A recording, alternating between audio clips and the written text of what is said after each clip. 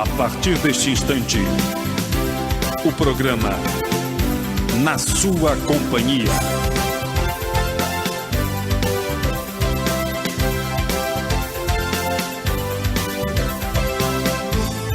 A entrevista, o debate, a prestação de serviços, o compromisso com o ouvinte.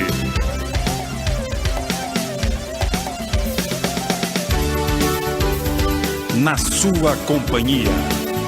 Apresentação e direção, Neise Ventura.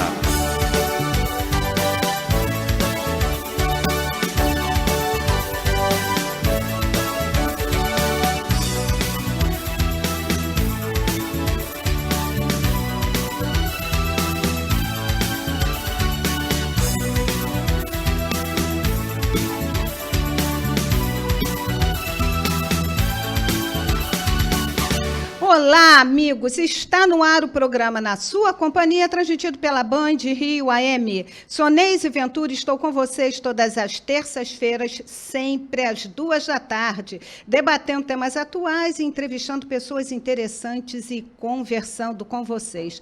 Então, sejam bem-vindos ao programa Na Sua Companhia. Eu falo aqui do Rio de Janeiro, sem preconceito e sem ódio no coração. E viva a diversidade de opiniões. Mas como entender uma população que não tem amparo legal, mas que tem direitos? O que diz a legislação brasileira a respeito da união homoafetiva? Quando falamos de sexo e orientação sexual, é impossível a imparcialidade? Quem a homofobia matou hoje? Então, atenção, porque estas e outras questões serão discutidas aqui na Sua Companhia. Este programa recebe o apoio cultural da Band Rio AM.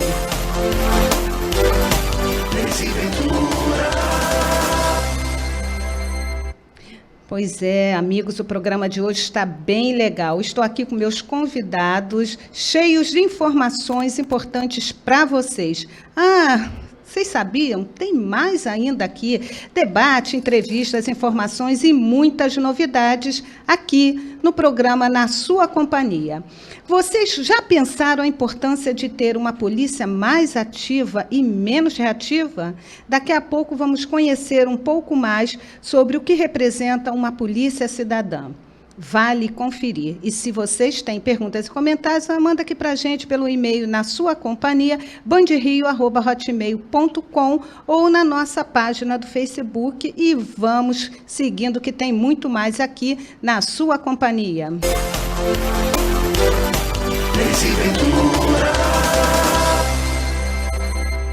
Pois é, eles propõem um novo conceito de pensar a segurança pública e no ar o quadro especial Polícia Cidadã com os delegados Marcelo Itagiba e Cleiton Bezerra. Boa tarde, meus amigos, sejam bem-vindos. Hoje no comando, Marcelo Itagiba. Boa tarde, Neise. Boa tarde a todos os nossos ouvintes nessa tarde no Rio de Janeiro. O Cleiton hoje não vai poder estar conosco porque ele segue em Brasília. Ontem, a Federação Nacional dos Delegados de Polícia Federal teve uma reunião com o ministro da Justiça, onde foi reivindicar apoio à Polícia Federal por parte do Ministério, a quem a Polícia Federal está diretamente subordinada, e pedir apoio e respaldo aos nossos colegas delegados de Polícia Federal que estão fazendo essa belíssima operação de lavar o Brasil, a Operação Lava Jato. A cada dia, a cada momento, é um novo capítulo que nos demonstra o terror da política brasileira, dos corruptos, daqueles que não estão lá para defender o interesse do povo e sim para defender os seus interesses pessoais. E a Polícia Federal vem fazendo um trabalho de forma isenta, correta, tem o respaldo por parte da magistratura, através do juiz Moro e do próprio Ministério Público. Então, o trabalho da Polícia Federal é um trabalho que precisa ser continuado, não pode sofrer solução de continuidade e deve ser apoiado não só pela população que já apoia, não só por toda a Polícia Federal, mas também pelo próprio governo, e nós vamos pedir isso ontem ao ministro da Justiça. O outro assunto, nesse que eu acho que é muito importante, nós estamos verificando que o Rio de Janeiro está totalmente à deriva, não só na questão econômica, mas na questão da segurança pública. Parece que nós estamos revivendo aquele período do fim do governo Benedita da Silva, no ano de 2002, aonde se perdeu totalmente o controle da segurança pública na nossa cidade e no nosso estado. Hoje, nós assistimos, nesse final de semana, o resgate de um traficante, né, por um grupo fortemente armado dentro de um hospital público em nossa cidade. Isso é um assinte, isso é um ataque que não pode ser aceito por quem quer que seja, até porque, ao que parece, as informações já haviam sido processadas, haviam informes de que esse resgate poderia e iria acontecer, e as autoridades públicas foram incapazes de prevenir e não deixar que tal fato ocorresse. Então, o que nós estamos assistindo é um sistema de anomia, de apatia daqueles que são responsáveis pela condução do processo de segurança pública no Brasil, e principalmente no Rio de Janeiro, ao ponto de o atual governador em exercício solicitar o concurso das Forças Armadas para que possa ser realizada, né, as Olimpíadas com paz e sossego para aqueles que aqui virão. Mas o que nós temos que discutir é a possibilidade de garantir a segurança do cidadão no seu dia a dia. E isso não vem acontecendo. Não adianta as Forças Armadas entrarem de maneira episódica para um determinado momento e em seguida sair e não garantir a segurança do cidadão que mora na cidade no dia a dia. Vendeu-se as ideias das UPPs como um elixir, né, que curaria qualquer um dos males, e o que nós assistimos foi a deteriorização deste processo, até porque as UPPs nada mais são do que uma repetição das unidades de polícia pacificadoras, nada mais são do que uma repetição dos postos de policiamento comunitário e dos GEPAs, do grupamento de policiamento em áreas especiais. Tomaram um novo rótulo, tomaram um novo formato, mas o resultado, ao final, acabou sendo a mesma coisa. Ou seja, aqueles policiais que foram para esses locais, ao invés de modificarem a realidade do seu entorno, foram modificados pelo entorno.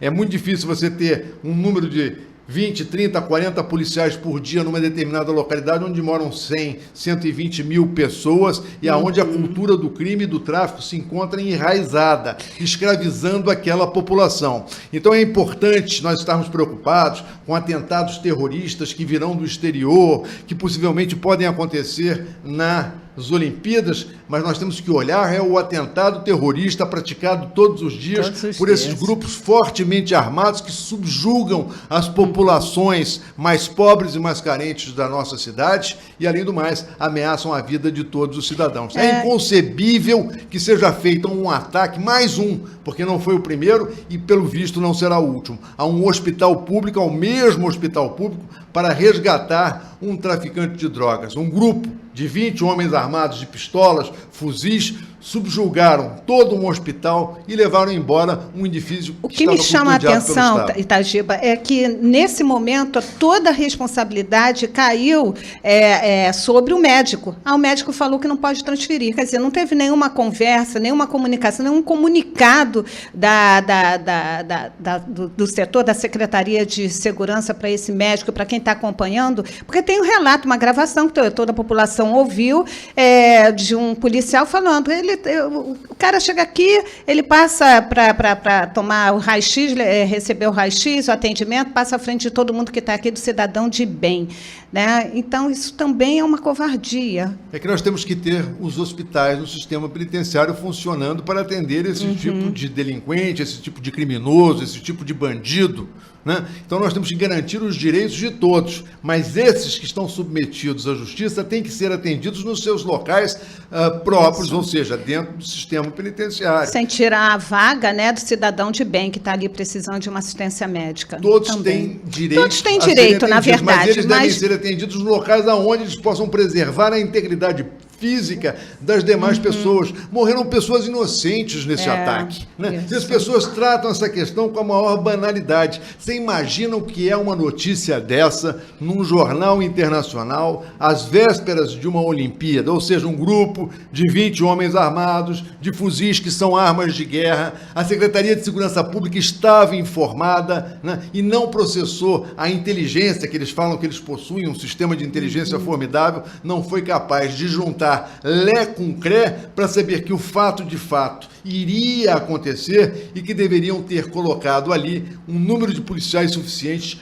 para segurar a onda. Isso é um ataque ao Estado, isso é uma desmoralização ao Estado, é uma desmoralização ao secretário. E ao secretário a gente pode dizer o seguinte, me lembra muito aquele filme Tropa de Elite. O 01 pede para sair porque a sua hora já deu. É isso aí, né, meu amigo? Tá certo. Bom, os delegados Marcelo Itagiba e Cleiton Bezerra estão com a gente todas as terças-feiras conversando sobre segurança pública. E é simples assim, você pede, a gente atende, porque aqui você tem voz. E para quem ligou o rádio agora, você está na Band Rio AM 1360 e o programa Na Sua Companhia debate notícias que mexem com as emoções e o comportamento das pessoas com o tema que você pede. Então, vamos lá. Charles, hora do debate. Na Sua Companhia, debate.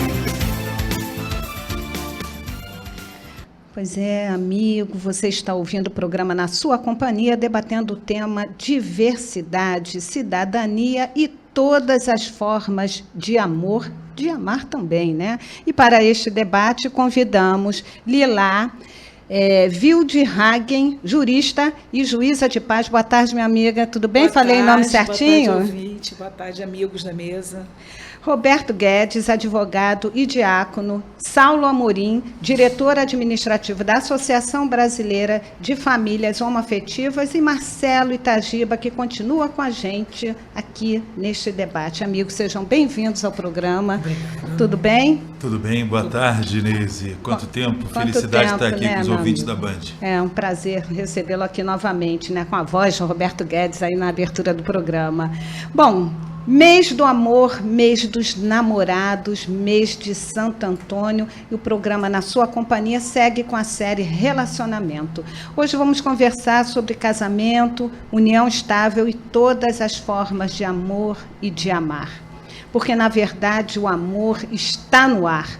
Hoje temos novas configurações de famílias que provam que o amor vai muito além do tradicional, mamãe, papai e filhinhos, né? A constituição da família homoafetiva já é uma realidade na sociedade brasileira? Como o direito tem atuado para garantir esse direito? Vamos ver o que pensa a nossa jurista Lila. É com você. A gente teve uma determinação do Supremo Tribunal Federal dizendo que os cartórios de registro civil de pessoas naturais tinham que acatar os processos de habilitação dos casais homoafetivos. Isso não mudou nem a nossa Constituição Federal, nem o Código Civil. Então, a garantia é uma garantia tênue, né? A gente tem que... Já aconteceu, por exemplo, aqui no Rio de Janeiro, de um juiz de paz se negar a fazer um casamento homoafetivo. Já aconteceu de um juiz de paz no Rio Grande do Sul também se negar a fazer um casamento homoafetivo. Esse foi preso. Uhum. Então, o que está acontecendo, a luta que a gente tem que atuar é para que a Constituição Federal seja modificada e, consequentemente, o Código Civil seja modificado. Na Constituição Federal diz que o casamento é entre um homem e uma mulher. No Código Civil, que é uma lei menor que a Constituição, diz também que o casamento é entre um homem e uma mulher. Bom, eu fico pensando, né, como é que você, Saulo, analisa a questão da união civil homoafetiva no Brasil? Como é que está isso tudo, né? Já tem um relato aqui da Lila falando que alguns juristas, né, se negaram. Um foi preso, o outro não, juiz né? De paz, juiz de paz, que né? É a pessoa que é a única pessoa capacitada para celebrar o casamento é o juiz de paz. E justo ele, aqui no Rio, e o outro lá no Sul, se negou a celebrar esse casamento. Boa tarde, Neise. Boa tarde a todos na mesa.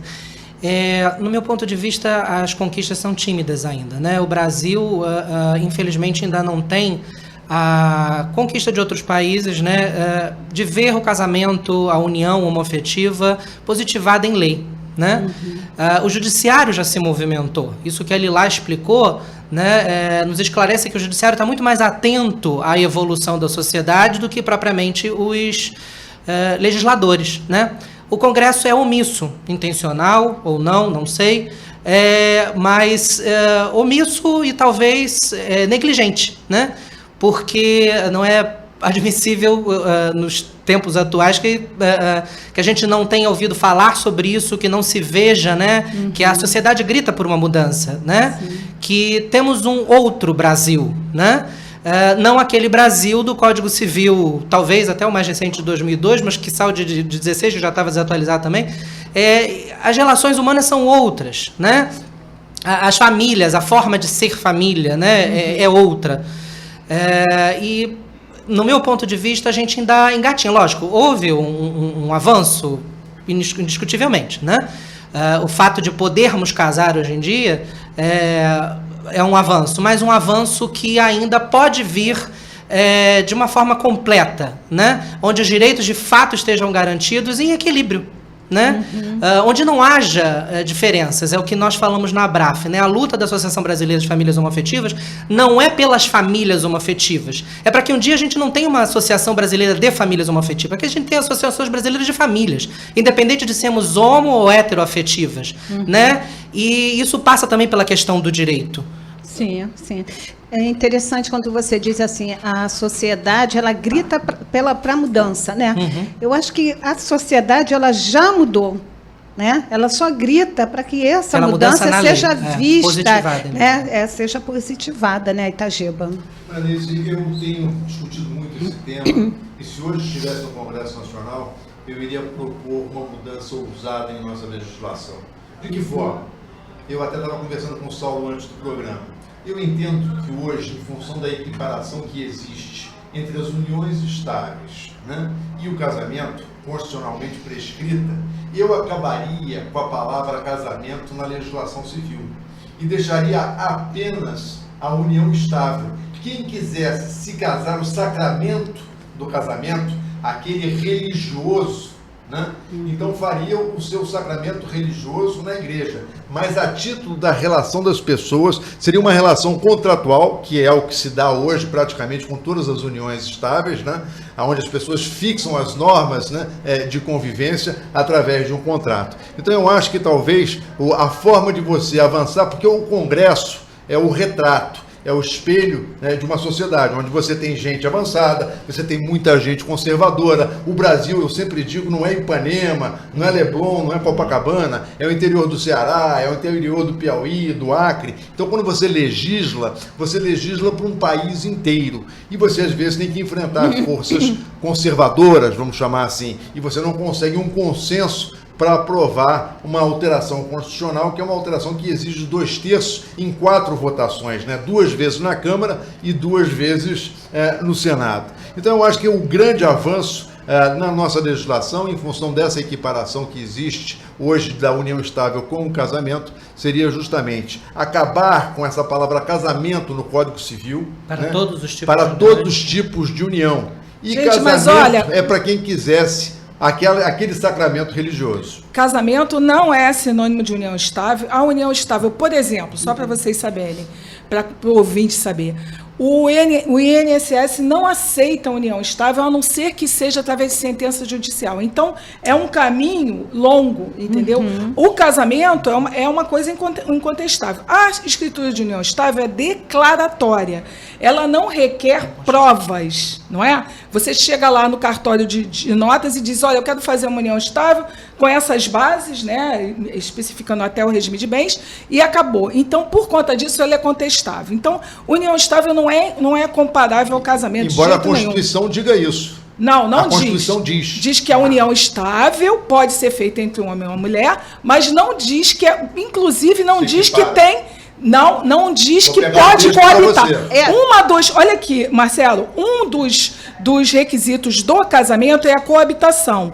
Na união estável não especifica que tem que coabitar. Vou pegar o texto constitucional para você. Para arrumar melhor, né, a cabeça dos nossos ouvintes, eu vou trazer essa pergunta, né? Qual é a diferença, então, né, a partir da lei da união civil homoafetiva e do casamento? Vamos estreitar mais para quem está união civil ouvindo. não é isso não, gente. Casamento homoafetivo, né, seguindo a determinação do STF, é a mesma coisa que um casamento hétero, tá? Todos os dias, a partir do momento que você casa, sendo um homem com homem, uma mulher com mulher ou uma mulher com homem, você tem os direitos inerentes do casamento. Então, não interessa, não existe a diferença.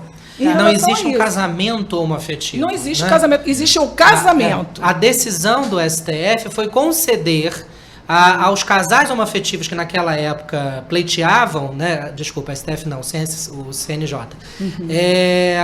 de conceder a eles acesso a esse direito que já estava previsto para os heteroafetivos, né? A conquista foi só dizer, olha, não há impedimento legal, então não há razões para que esses casais se apresentem e conquistem o direito. Foi só arrumar e dar esse direito, né, na verdade.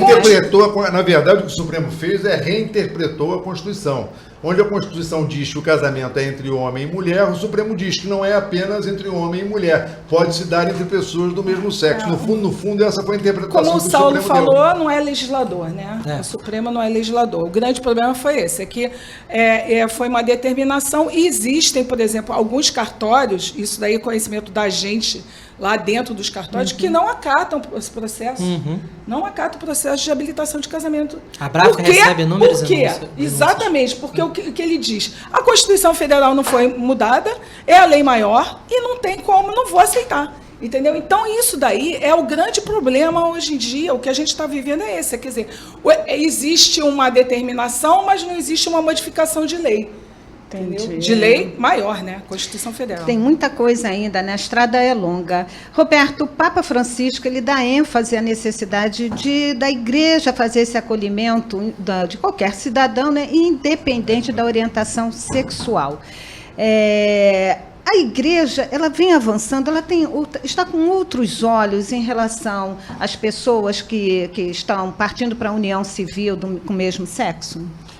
Olha, isso é um tema bem abrangente, fervoroso. Hoje tem um lobby, na realidade. Sempre quando há um lobby, não é muito bom, porque há sempre uma tendência às pessoas caminharem e sem refletirem muito bem, e a população, por não ter acesso a tanta cultura, na realidade, falta realmente educação de base, faz com que muitos vamos todos juntos, vamos com os outros e vamos assim, e aí cai naquela modismo, porque houve muitas novelas sequenciadas com esse lobby forte. E o Papa Francisco veio aqui na Jornada Mundial da Juventude, e aí o doutor Marcelo Itagiba, eu fico até feliz de quando a gente lembra da jornada e vê que pode haver paz no Rio de Janeiro, né? A gente teve várias pessoas caminhando de braços dados, com bandeiras diversas. Olha, foi uma felicidade. E fiquei assustado com o relato do doutor Marcelo Itagiba falando sobre esse sequestro das pessoas, e parece que esse hospital é de referência para a Olimpíada, né? Meu Deus.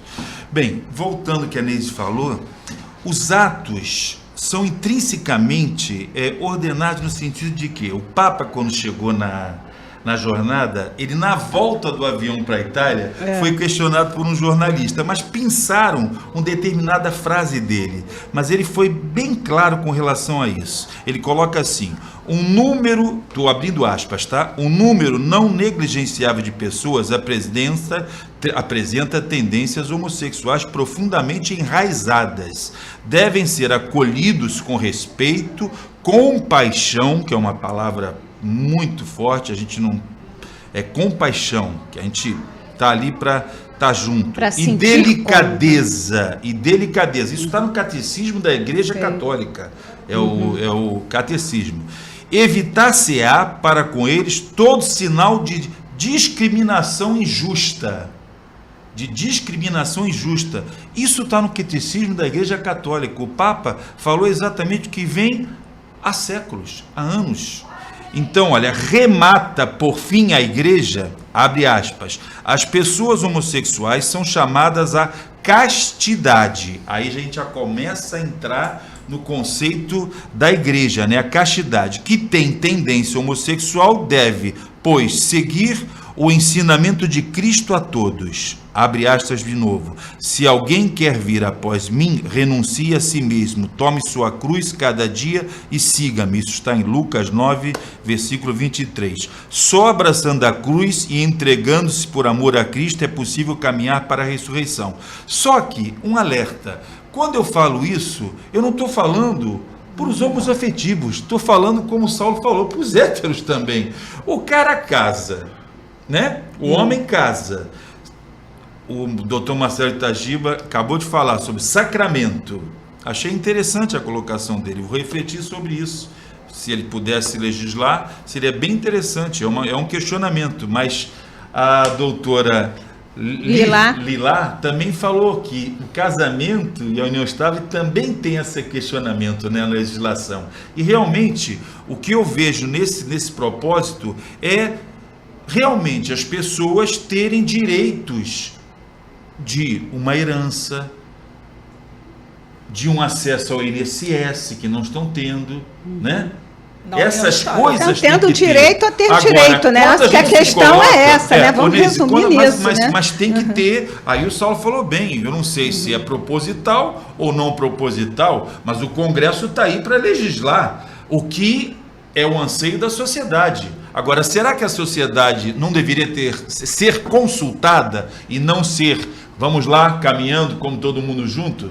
Entendeu? Com esse lobby forte, um lobby nunca é bom para qualquer aspecto. E para concluir o meu raciocínio, o que eu falo? Quando eu falo que o hétero, ou seja, a pessoa teve o sacramento do matrimônio, teve na igreja, quis receber de Cristo, porque quem celebra não é o diácono, não é o padre, são os próprios noivos que celebram. Eu só ministro o rito. É Jesus que instituiu o sacramento do matrimônio e diz assim: o pacto matrimonial pelo qual o homem e a mulher constituem entre si a comunhão íntima de toda a vida, ordenado por sua índole natural ao bem dos cônjuges e a procriação e educação da prole. Entre os batizados foi elevado por Cristo, Senhor, a dignidade de sacramento. Quando ele recebe o sacramento do matrimônio, ele assume automaticamente a castidade, que é diferente do celibato. A castidade, eu só sou dela e ela é só minha. É isso que tem que haver. Bom, Esse conceito de amor. E realmente, o amor está aí. Isso o Papa foi muito feliz. Neise, você Tá me permite certo. só eu afirmar aquilo que eu disse, né? Parágrafo 3º do artigo 226 da atual Constituição Federal diz: a família, base da sociedade, tem especial proteção do Estado. Parágrafo 3º. Para efeito de proteção do Estado, é reconhecida a união estável entre o homem e a mulher como entidade familiar, devendo a lei facilitar a sua conversão em casamento. Conversão em casamento, Marcelo. Facilitar. Só a partir da... Não, claro, tem lá escrito na lei que a união estável, exatamente por isso que os juristas disseram que poderia haver o casamento homoafetivo a partir do momento que foi acatada a escritura de união estável. Então, a conversão de união estável está escrita na lei, que você, tendo uma união estável, você vai ser analisada, né, pelo juiz de paz e pelo oficial do cartório. Se for analisada e realmente for comprovada de que houve realmente uma união estável, ela pode ser convertida em casamento. Então, é o seguinte, você tem a união estável, você vai até o cartório de registro civil de pessoas naturais e você pede a conversão da união estável em casamento. A diferença, vou te falar qual é.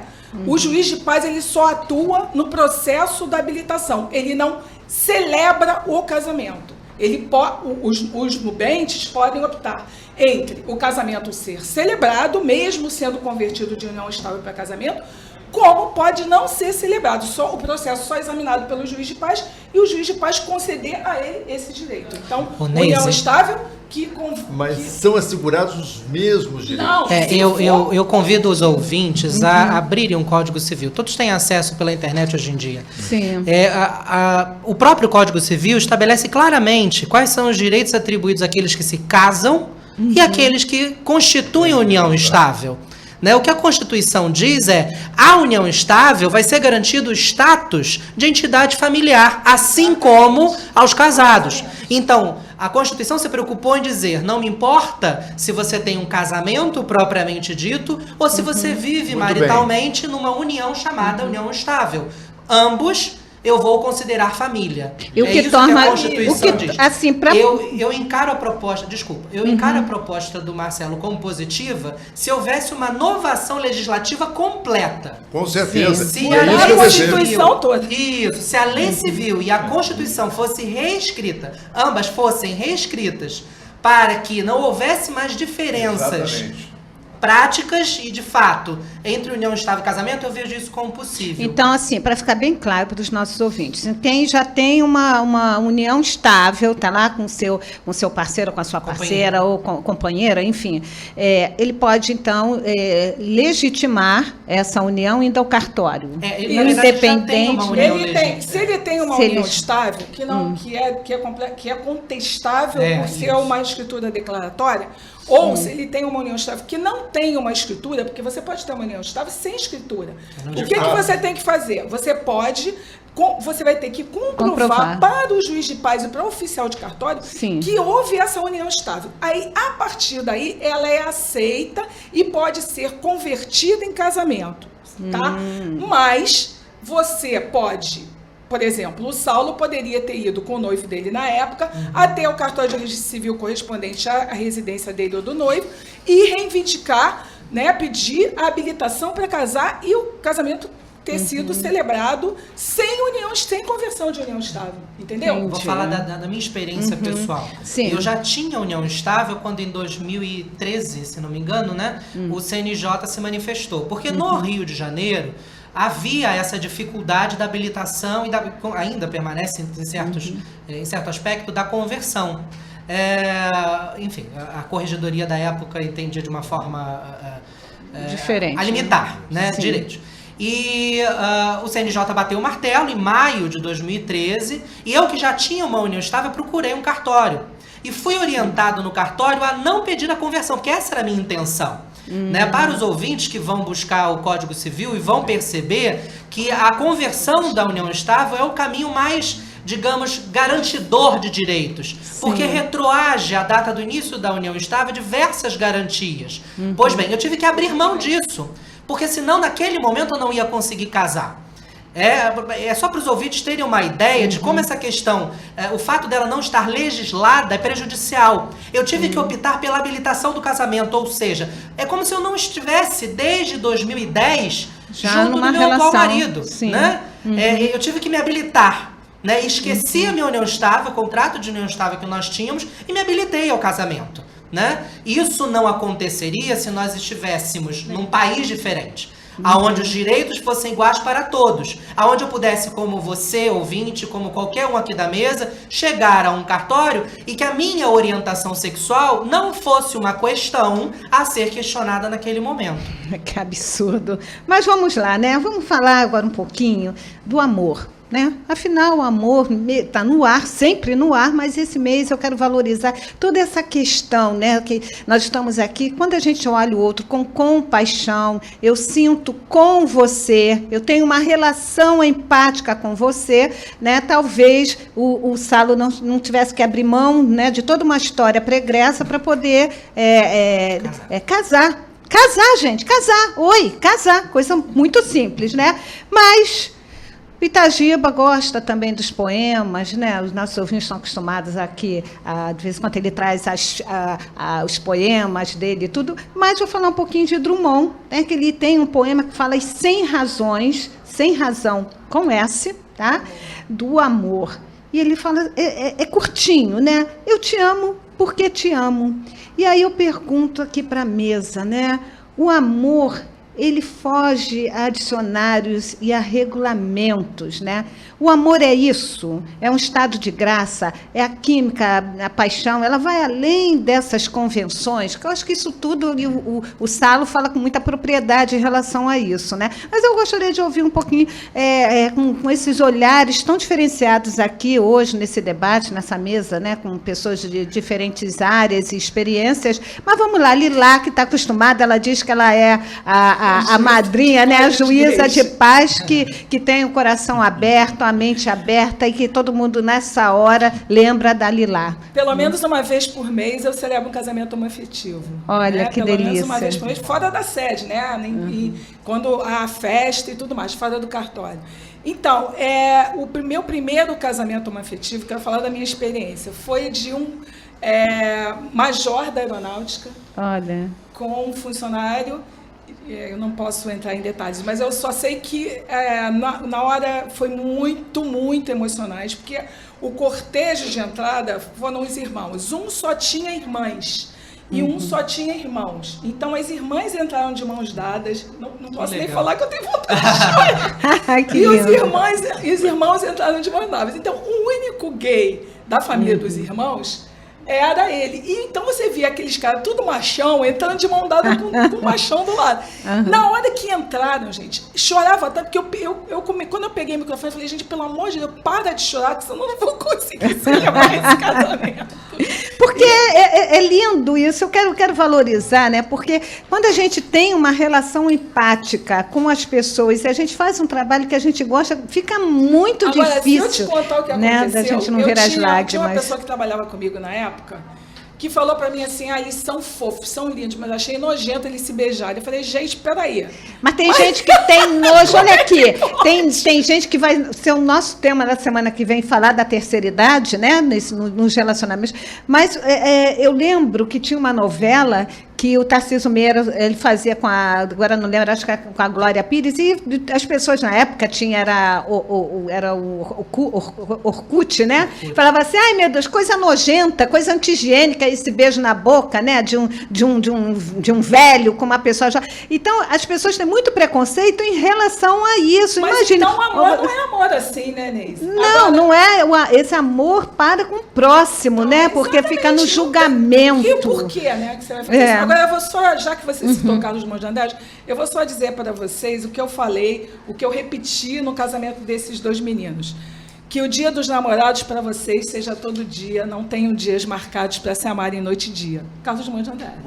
Que lindo, que lindo. Então, Roberto, e aí, o amor, ele é isso, ele é um estado de graça, a gente perde totalmente, né, esse referencial e essa questão do julgamento, do preconceito em relação ao outro. O amor bateu e aí ferrou, né? É bem assim? Acontece, não é? Acontece. Tem gente que se olha e já se diz, né? É para a vida toda. Acontece. Agora, o padre Marcelo Rossi foi muito feliz naquele livro Ágape, né? Ele coloca o amor eros, que é aquele amor sexual, né? Da parte, o amor filos, que é aquele amor de irmão, de amigo, como nós estamos todos aqui, às vezes até com pensamentos diversos, mas todos unidos num amor, num propósito de fazer com que a sociedade evolua. Esse aqui é o aspecto, né, geral, até da religião também, quando Cristo nos coloca um dicionamento, um caminhar. Segue quem quer. Eu acredito na vida eterna. Muitos hoje não estão acreditando nem no julgamento final, porque estão achando que levam tudo para o caixão. Nem no julgamento judicial eles estão acreditando. Olha, eu também ainda tenho essa dúvida, sabia? Que eu acho que vai se tornar impune. Né? A gente tem dúvidas ainda com isso. Isso é muito grave quando uma sociedade tem esses pilares abalados. Quando a sociedade ela ocupa um lugar da arrogância. Né? Isso aí eu acho que é a coisa isso daí não pode que a gente tem que estar se perguntando também. E o Papa foi muito feliz nessa pergunta. Lá na voo do avião, eu acabei falando do catecismo, mas que era o questionamento do Papa, e ele coloca assim, vou abrir aspas.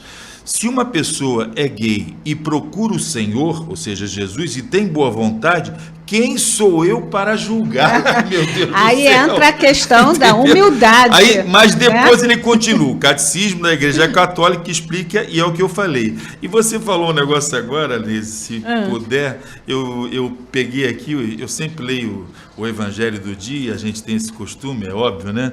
E o Evangelho de ontem falava converta-se. Você falou exatamente essa palavra. Começa assim, em Mateus: não julguem os outros para vocês não serem julgados por Deus, porque Deus julgará vocês do mesmo modo que vocês julgarem os outros, e usará com vocês a mesma medida que vocês usarem para medir os outros. Por que é que você vê o cisco que está no olho do seu irmão e não repara na trave de madeira que está no seu próprio olho? Isso está em Mateus. Que ótimo, olha, gente, que bacana. Evangelho de ontem. E aí, Depois Sá, eu não vou é falar bem do Evangelho assim, do outro. né? A pessoa está ali no julgamento, se distraindo, julgando o outro, quando na verdade, né, não está olhando para o seu próprio tamanho do seu rabo, Não tem né? aquela história Mas de vamos que lá. quando Paulo fala de Pedro, fala mais de Paulo do que de Do Pedro. que de Pedro, né? E quando alguém está falando de alguém ou julgando, né, o outro que está ao seu lado também está avaliando seu comportamento, que é diferente, né? Não é estar julgando com preconceito, ou então, porque as pessoas elas fazem uma avaliação de você, ela julga e ainda te condena, aí você está ferrado, né? O rabo deve estar bem grande, tem né? muito desse, digamos, mau hábito de cuidar da vida alheia. É, né? é verdade. E de atribuir à vida alheia os parâmetros que cada um tem dentro de si. Né? E talvez isso seja uma das explicações para o fato da gente ainda ter dificuldade de discutir certas questões, separando as estações no sentido de que as relações homoafetivas não passam necessariamente pelas questões religiosas, o que o Marcelo estava propondo. Né? Se a gente começar a discutir relações homoafetivas sob a ótica da religião, a gente não chega em lugar nenhum. Até porque o Brasil não é um país cristão. Né? O Brasil é um país laico. Exato, laico. Pela né? Constituição laico. Formado por uma maioria cristã, seja ela católica ou evangélica, mas repleto de outras minorias, de religiões de matriz africana, de budistas, de judeus, né? E a gente não pode ter esse país vinculado a esta ou aquela matriz, a este ou aquele ponto de vista, independente desta ou aquela ser a maioria. Né? O que se espera numa democracia é que todos sejam respeitados. Por isso que, desculpa, eu retomo um ponto que foi falado pelo padre. No meu ponto de vista, não cabe um plebiscito para se discutir uma questão como essa. Né? Ser igual não é algo que deva se consultar, né? Porque é óbvio. Né? Se eu for consultar a maioria, é óbvio que essa maioria tenderá, num lobby próprio dessa maioria, a dizer que não, o casamento é só entre pessoas do mesmo sexo, porque o meu livro, no meu ponto de vista, o meu Deus, ou o meu Alá, ou seja lá, o meu referencial, me aponta dessa forma, né? E quando eu paro para enxergar que num país composto de diversas realidades, não me interessa se você reverencia a Deus, esse Deus se chama Jesus, ou você referencia Alá, ou você não tem nenhum Deus, você é budista, né? Não me interessa isso, interessa que todos devemos e podemos ter o mesmo direito. No meu ponto de vista, cabe ao Congresso se manifestar sobre isso, né? E se movimentar sobre isso, para garantir a todos, independente desse todos ser maioria ou minoria, o mesmo acesso a serviços, a mesma garantia de direitos. Porque aí, aquele que pensa por Alá será respeitado. Aquele que pensa por Jesus será respeitado. E aquele que pensa por nenhum dos dois também será respeitado. E todos teremos o mesmo nível de igualdade. Olha uma coisa interessante, né? Posso? Sim. O Saulo falou uma coisa interessante. Ele coloca e logo na colocação vem uma coisa que está sendo deturpada bastante. Nós católicos, eu católico, e aí é até bom explicar para os ouvintes que é uma oportunidade, que é uma audiência tremenda do teu programa, Nese, diácono, padre e bispo. Ele me chamou de padre, que é normal, tá vendo eu vestido como, mas é igual. Sou diácono. Diácono é o primeiro é o primeiro grau, padre é o segundo grau e terceiro grau Roberto, é o bispo. Então, ele colocou evangélicos. Evangélicos somos nós católicos, os primeiros Porque a gente evangélicos. acredita no Olha, evangelho. eu sei porque nós acreditamos no evangelho. Exatamente. Muito Mas bem. eu acho então, que não existe evangelho tem uma católico. coisa Por isso é que muito essa mais maioria às forte. vezes é equivocada. Você Mas tem uma coisa que é Acredito muito... no Evangelho sem dispensar o Talmud. Que fala uma coisa linda em relação ao homem, dizendo que a mulher nasceu da costela do homem, que é do lado, que não é para ser superior, que não é para ser inferior, e que é do lado esquerdo, que é o lado do coração, para ser amada. Talmud. Então, não sei vamos... exatamente como fala, mas é lindo. E eu não quero perder, né, esse debate rico, né, cheio de informações, e trazer mais orientações em relação a toda essa questão. E eu quero pegar essa última frase da Lilá, que é ter o amor no coração. Porque eu tenho observado, e eu coloquei na chamadinha do programa hoje, né, do nosso debate, a seguinte frase: quem morreu hoje, né, deixa eu até pegar aqui, quem matou hoje... pela questão, né, quem a homofobia matou hoje. E eu estava fazendo levantamento, pesquisando para trazer a pauta de hoje, eu estava vendo aqui uma pesquisa que me chamou muita atenção e, ao mesmo tempo, muita preocupação, porque se a gente está falando de uma sociedade que mudou, né, e quando essa pesquisa acontece em várias escolas do país, né, várias escolas aqui nos estados e aqui no Brasil, pertinho da gente, e tem uma coisa que chamou a atenção, porque muitos meninos, o maior preconceito deles é em relação a ter um colega... os coleguinhas, quase 20%, né, desses alunos, eu estava aqui tentando achar essa chamadinha aqui, né, que esse estudo chama a atenção que a homofobia, ele é um dos principais preconceitos nas escolas, não é nem mais a questão do racismo, e ela está muito presente no sexo masculino, ou seja, os meninos, eles detestam ter aproximação. E eu acho que esses meninos, eles são mais oprimidos. Eu queria ouvir a opinião do Saulo em relação a essa questão, né? Porque esses meninos são os que mais sofrem pressão, muito mais do que as meninas, porque as meninas, elas, nas brincadeiras, as meninas se tocam, os meninos não. Eles já sofrem, já saem de casa orientado o seguinte: ó, você não deixa um amiguinho tocar, você é machão, você não chora, não fala com essa voz mole, né? E, ao mesmo tempo, o que ele olha para aquele menino que está isento disso? Né? Vem o preconceito. Então, Saulo, como é que vocês lá na associação, e você vai entrar agora com um trabalho legal, vai vir um congresso para poder orientar a sociedade, orientar os profissionais, que principalmente eu acho que a sociedade ela precisa conversar mais com as escolas, e as escolas principalmente conversarem mais com as famílias. Como é que é isso? Fala um pouquinho desse congresso rapidamente, que a gente está bem no finalzinho do nosso debate. Eu antes do programa, estava conversando com vocês e contei que trabalho no Colégio Pedro II, né? Então, essa realidade dentro da escola também é própria do meu dia a dia. De fato, assim, a escola precisa falar sobre, né? Precisa discutir sexualidade.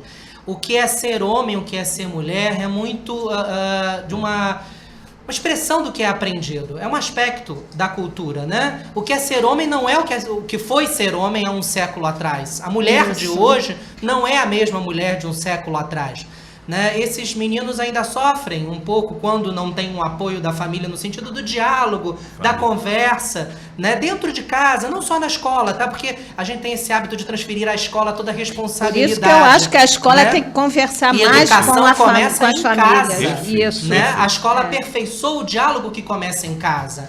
A escola aperfeiçoa o aprendizado que acontece em casa. Então, a responsabilidade está muito na mão dos pais. E daí é que surge o trabalho da ABRAF. Né? A Associação Brasileira de Famílias Homoafetivas está preocupada com o aspecto educação, sem dúvida alguma. Mas muito preocupada também em dar suporte às famílias. E nós temos a alegria de cada vez mais sermos procurados por famílias heteroafetivas que descobriram que seus filhos são gays ou lésbicas, ou filhos gays que não sabem como dialogar, porque não encontram abertura para falar sobre isso com os seus pais. Né? E atentos a isso, surgiu no ano passado a ideia do primeiro congresso internacional da ABRAF, que vai ser agora nos dias 28, 29, 30 de junho e 1º de julho, aqui na cidade do Rio de Janeiro. A abertura vai ser no Teatro Carlos Gomes, no dia 28. às 18h30. Depois os outros dias vão acontecer dentro da OAB, da sede da OAB, na Marechal Câmara. E o encerramento vai ser no Museu Histórico Nacional, com uma festa de encerramento para reunir não só os congressistas, mas as famílias daqueles que... Porque a nossa preocupação é essa, né? Unir famílias. E nós vamos discutir diversos temas. Nós temos uma mesa, eu estava dizendo a você, né? Uma mesa para tratar de questões da psicologia, da questão da educação, do bullying, questões como inseminação, questões de direito à união, o casamento homoafetivo, o aspecto cultural, com alguns representantes culturais, e também o aspecto do papel do Estado, né, na preservação dos direitos e garantias, onde nós vamos ter representantes dos poderes legislativo, executivo e judiciário. E eu acho isso importante porque isso diminui o medo, porque uma criança, né, já que a gente está falando de escola, essa criança, ela fica excluída, ela sente medo e sente vergonha do que ela está sentindo. Então, ela começa um período, né, começa a nascer aí muito sofrimento. Justamente no momento onde a sexualidade está se despontando. Isso. A gente lamenta que algumas famílias não estejam preparadas ainda para fazer isso que o Papa descreve no texto aqui que o Roberto nos trouxe, né? Acolher, ouvir, entender, isso, né? E orientar essa criança, porque porque não é uma ela... questão de aceitar, mas de respeitar. Respeitar e a criança começar a entender o que ela está sentindo, porque às vezes algumas crianças chegam no consultório, algumas famílias, e falam assim, meu filho, ele quando está vendo aqui porque também tem várias questões que a gente pode estar discutindo aqui, mas enfim, vou trazer um fragmento de uma situação de um menino de 12 anos, então que ele chega e fala, mamãe, olha, eu estava vendo aqui essa revista aqui, e quando eu vi o Alexandre Frota, eu fiquei com uma ereção, uma coisa esquisita que eu não sei te dizer. Então, a mãe ficou apavorada. Meu filho é gay, né? Então, eu acho que é legal participar de um evento desse para explicar em que momento ele está despertando. Se essa ereção que ele teve, ou essa manifestação, não tem nada a ver se é gay ou não é, mas respeitar esse sentimento, essa vontade e falar realmente do desejo sexual. O que ele ficou estimulado? Porque hoje as crianças também estão extremamente estimuladas, elas não sabem, nesse momento, o que é o jogo social, onde buscar ajuda, o que é ficar estimulada sexualmente e o que é a orientação que ela vai ter no futuro. Uma coisa não tem nada a ver com a outra, mas sim ouvir esse momento da criança. Faz sentido, Saulo, isso que eu estou falando? Até porque pois é. A família tem um papel muito importante nisso, né?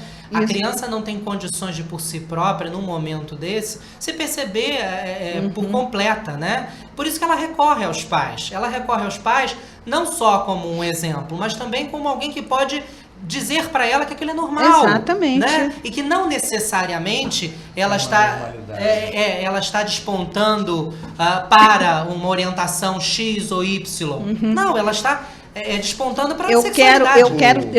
Eu vou passar a palavra para você, Itagiba, mas eu não posso esquecer, né? É muito interessante quando eu monto a mesa aqui do nosso debate, o nosso tema, e depois tudo começa a ter vida própria, né? Então, eu começo assim, hoje eu queria imprimir a pauta, tá, tudo bem, o computador lá, minha impressora, né, ficou lá de mal comigo, não quis, enfim, não era problema meu, gente, era problema da impressora, tá? Mas aí eu pego, hoje eu falei, vou prestigiar o Uber, estava já atrasada, vim na correria e vim conversando com um rapaz, com um motorista. Então eu quero dedicar esse programa para você, para sua família, Guilherme, né, que ele me deixou aqui em frente à rádio, e ele está falando, mas você vai falar hoje de quê? Qual é o tema que você vai falar no seu programa? E começamos a conversar, ele falou assim, olha, eu quero falar uma experiência minha. A minha mãe é homoafetiva, né? Ela é casada com uma pessoa do mesmo sexo, há 20 anos, ela é super feliz, e feliz foi eu que botei, tá, gente? E o que eu acho que ele falou com tanta propriedade e simpatia, e falou que o pai dele, meu pai é gay. E estou casada, estou separada agora, eu tenho filhos. Então, eu estou trazendo isso, até cai por terra essa coisa de ter a questão que eu queria rapidamente, Salo, que você... Estou até favorecendo um pouco o Salo aqui nessa mesa, chamando mais para dentro desse Nós debate, estamos favorecidos, né? aprendendo com ele. Isso, é a questão da adoção, né? Que você ainda está na fila de espera da Sim, eu adoção tô na fila de e espera que as há 2 pessoas têm muito preconceito. Ah, não, vai adotar. O que será o futuro dessa criança? Né? Como se o casal estivesse adotando para poder definir já... me faltou a palavra, mas como a sexualidade, a orientação sexual. Rapidamente, Salo. Você nos trouxe essa história do Guilherme, né? Ele Isso. é um filho de um casal, de uma mãe homoafetiva e de um pai homoafetivo. E relata que é heteroafetivo e que isso não é uma questão para ele, que ele teve uma vida muito satisfeita e feliz e completa nessas relações heteroafetivas. Ele está lá com o casamento dele, estava falando da ex-mulher, mas estava lá, não me pareceu nada traumatizado, a maioria não. de nós, homoafetivos, não nascemos em famílias homoafetivas. Pelo contrário, meus pais são heteroafetivos, são extremamente bem resolvidos na sexualidade deles. O fato de eu crescer vendo eles se beijarem não me estimulou a uma ou outra sexualidade. Até porque quem eu sou independe dos meus pais. Agora, o que eu sou, o caráter, né, os meus interesses, os meus valores, a minha moral, isso sim eu devo aos meus pais. Mas não a minha sexualidade. E existem muitas pessoas que ainda, de uma forma, eu entendo, por falta de conhecimento, falta de cultura, pensam que as crianças que serão adotadas, que estão sendo adotadas por famílias homoafetivas, vão receber uma sentença de que também serão, né? Os meus pais, eles não me criaram para ser homossexual, né? Assim como nenhum pai cria seu filho para alguma coisa. Todo pai deseja que o filho seja feliz. Né? E rapidamente, tem 2 coisas que eu não posso também deixar de trazer aqui, porque em janeiro desse ano, falando em família, viu, Itagiba, eu já ouvi falar em estupro coletivo, mas nunca corretivo. Nossa, e uma menina, ela tem um relato, uma menina de 14 anos, ela já estava se relacionando com uma colega, uma amiga, enfim, e o pai, né, chegou na escola, pegou essa menina e no meio do caminho quis agredi-la sexualmente, né, abusar dessa menina sexualmente, e o que ele falava o tempo todo para ela é o seguinte: você vai conhecer o que é ter uma relação sexual com um homem e eu vou te dar, então, agora um corretivo, né? Então, a intenção dele era dar um corretivo para ela. Então, tamanha, eu prefiro colocar esse pai no lugar da ignorância mesmo. Essa menina hoje, ela está sob a proteção do Conselho Tutelar, né? Isso é real, isso foi em Araguaína, né? Então, isso é uma coisa que me chama atenção. A outra coisa é a questão que eu gostaria que Itagiba rapidamente falasse, do ódio, desse atentado lá em Orlando, né? De dia, pelo que os policiais estão divulgando, né, que durante o dia esse rapaz ele era vigilante e à noite ele frequentava as boates gays e ainda participava dos aplicativos. Então, quando a pessoa, esse jovem, ele é mal orientado e ele não encontra um espaço para falar das suas necessidades, dos seus medos, né, das suas dúvidas, ele fica o quê? Recolhido no ódio. Né? Eu acho que são as frustrações que geram ódio, né? Alguém que não soube se assumir enquanto o que verdadeiramente era, né? E transformou essa situação em uma grande frustração que desencadeou num ódio que ceifou a vida de pessoas em função das suas, eu não digo escolhas, mas da sua condição sexual, né? Então isso é um crime bárbaro, nós assistimos isso a todo momento. Eu só queria dizer uma coisa para você. Eu me lembro que uma vez eu fiz um programa de rádio com o Milton Cunha. E lembrando dessa história que você falou do Alexandre Frota agora há pouco, sim, o Milton Cunha disse o seguinte, e eu achei bastante apropriado: ser gay não é praticar o ato sexual. Ser gay é se você tem ereção por um outro igual a você, ou se você tem tesão, na palavra dita, né, na palavra conhecida, né, por alguém do mesmo sexo que você. Você não precisa nem ir ao ato sexual. Se você tiver o tesão, né, você, dentro de você, é gay. Bom, é assim, Salo? Define se é ser. Milton Cunha, não fui eu que falei. É possível, é possível. É o ponto de vista possível. dele, né? Eu acho que a gente tem que sair da caixinha, né? Eu acho que o mais importante é isso, sair da caixinha, sair daquilo que é pronto, né? Ser gay não sei, posso estar falando besteira, é uma condição e é problema dele, a orientação é da eu pessoa. Acho que mais do ela que tentar né? definir o que é ser gay, a gente devia parar para pensar assim, o que é ser humano, ponto. Isso, né? acabou. A sexualidade tem tantos níveis de expressão. Pois a gente pode falar de expressão de gênero, orientação sexual. E por que a gente precisa, então, se encaixotar? Exato, né? Se rotular, Isso. sou gay, sou isso. Não, nós somos seres humanos. E querer achar que tem que tratar o gay, tem que tratar como se o cara tivesse uma deficiência renal, ou como se ele fosse um cardíaco. Caraca, né? Aí começa. E tem a coisa midiática também, então cuidado, né? Porque outro dia eu estudei, eu fiz uma pós de terapia de família, e eu tinha um colega que ele era gay. E ele chegou lá de repente e falou assim: gente, estou curado. Então, uns anos depois, ele saiu na capa de uma revista dizendo assim: eu fui curado. E tem gente que acredita, alô? Tem gente que acredita. Então, né? Vamos prestar atenção, vamos sair desse lugar, sair da caixinha e vamos falar assim: Foi um R façam ou 2 aquilo. R's que ele falou.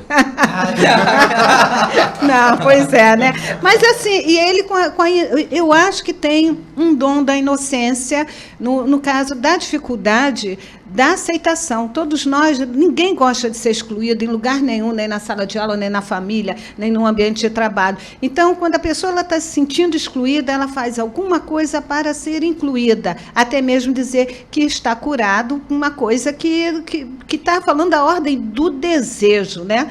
Então, meus amigos, eu acho que fica por aqui a mensagem, né? Muito obrigada pela construção desse debate, Lilá, Roberto, Salo, Itagiba, né? E espero que vocês, meus amigos ouvintes, tenham gostado, né? Porque o programa Na Sua Companhia, ele é assim, super gostoso, barulhento mesmo, a gente só fala coisas importantes, né? Mas a gente vai ficando por aqui e eu espero vocês, é claro, na próxima terça-feira aqui, a partir das 14h. Obrigada, amigos, obrigada, Charles.